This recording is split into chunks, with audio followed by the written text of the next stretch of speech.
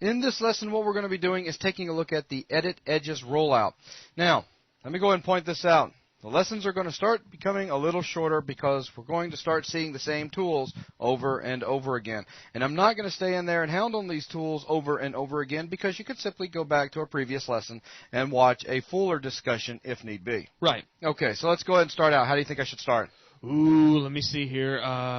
Could it be we're going to build a box? Oh, I was going to start with a light. Oh, but okay. man. All right, a box, and we'll drag a box out real quick.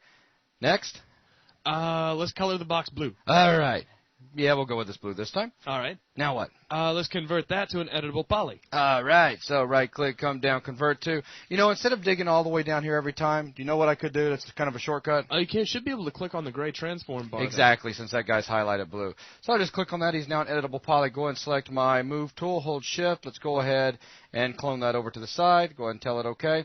Now what I want to do is click attach the two together. Right-click to cancel out of attach. See, you're starting to use some of these tools we've already gone over. Exactly. And let's grab this polygon, control-click this polygon, hit delete. I think we're pretty much ready to begin. And it's really funny to kind of joke about using boxes like in each lesson, but it really allows us to see like the difference in all these tools and see what they're all doing, all based off the same shape. Absolutely. And it keeps things a lot cleaner as well because, you know, if I go in here and sometimes I'm working with, let's say, NURMS and I've got the low-res, high-res, you know, it can just get confusing to a beginner who's not used to recognizing what exactly just happened. I agree. Okay, so now let's go ahead and let me do one more thing before we start working with the edges. I'm going to come over here and take this polygon and let's just come on down and actually to edit geometry and tessellate it. Go ahead and hit F4.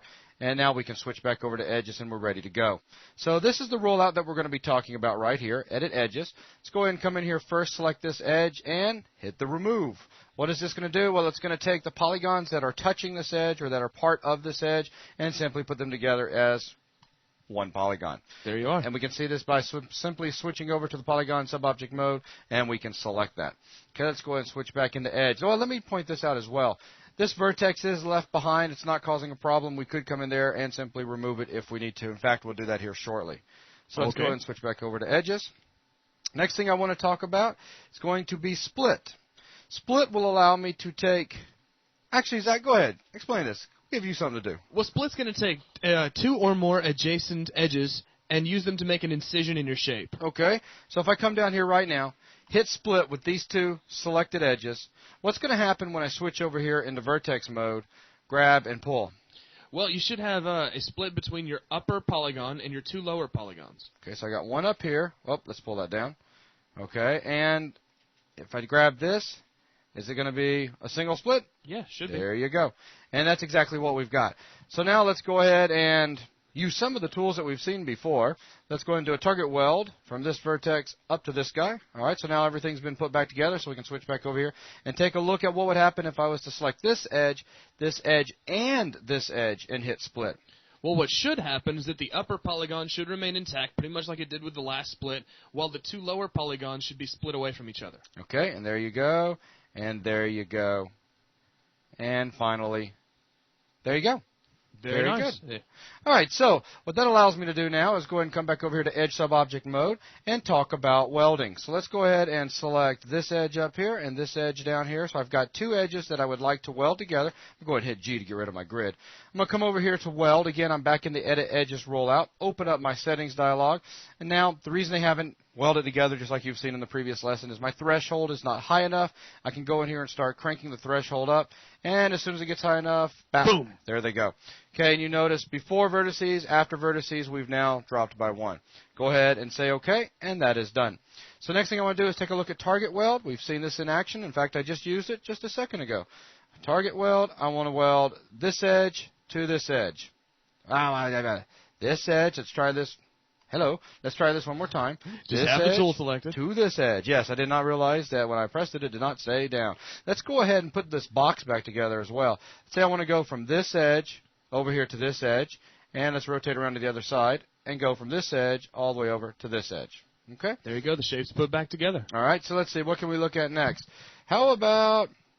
Let's go ahead and look at the insert vertex real quick. So this is quite simple. It allows me to go in here and simply put a new vertex in. Okay?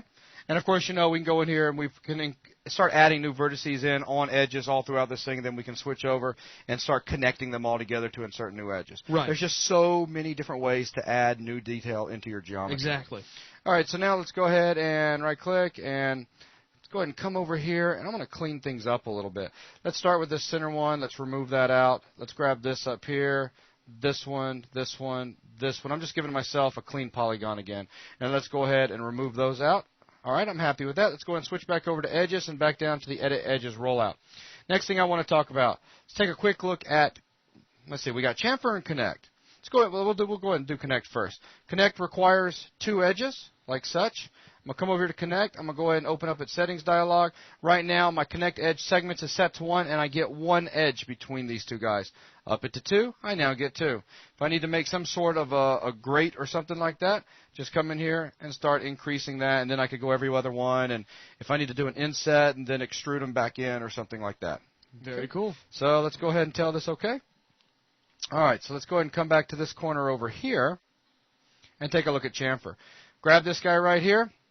Chamfer, and it's just like you saw before when chamfering vertices. What it's going to do is actually it's going to split them apart. It's going to put a new polygon in between. Okay, so click, drag, split them apart, just like I said. New polygon in between. Let's do it again, and about right there. And what I've done is simply just rounded off my edge right there. Very cool. Now, before we go too much further, I'd really like to see what the Extrude Edges tool does. Extrude Edges? Ah, okay. Yeah, good point. So what Extrude Edges will allow me to do, let's go ahead and put this back over here. Let's go ahead and pick on the bottom with this one right here. Extruding. All right. You know how we can extrude vertices. And remember, by extruding a vertex, what we get is a base and a height. Right, right. Okay, so it's kind of like a combination of a chamfer and the vertex itself being extruded straight out. Guess what? Extruding edges is exactly the same way. You just got to be aware of how your mouse works. Let's take a look. I'll simply left-click, and as I drag my mouse up and down, I'm controlling the height. And as I drag left and right, I'm controlling the base. Very nice. Okay, so we can go ahead and just add that guy in, and there you go. So it's just, it's just that simple. And there we go, controlling base again, controlling height.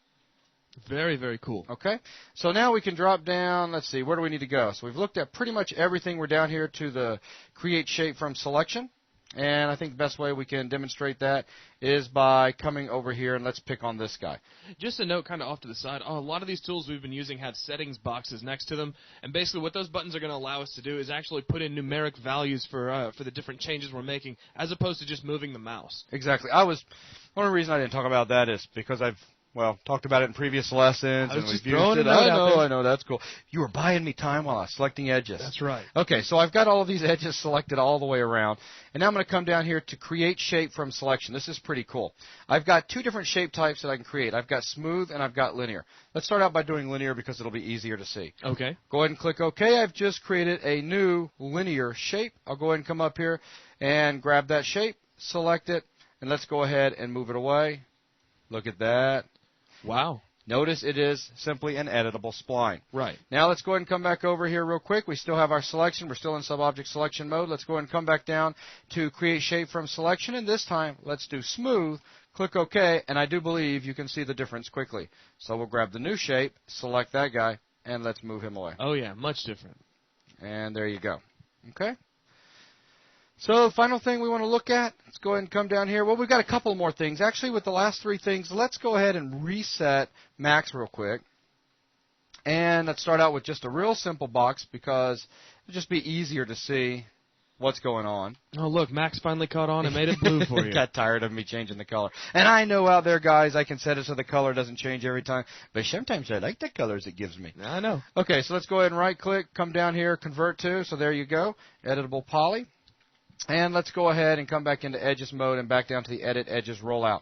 All right, for weight and crease, we need to actually first come down to Subdivision Surfaces, check the Use NURM subdivision. Let's go ahead and increase our iterations by a couple.